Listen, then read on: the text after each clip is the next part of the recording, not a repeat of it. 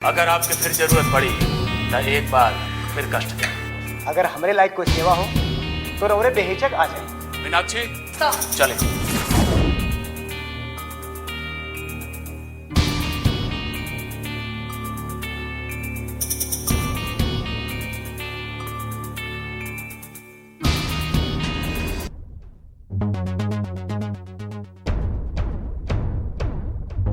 सर, हमके तो नृत्य गुरु गोपाल दास पर ही शंका बा। असंभव नहीं मीनाक्षी,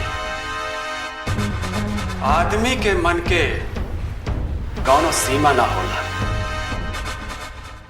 तो सर आप कहीं तो हमने को उनका पर नजर रखी जा।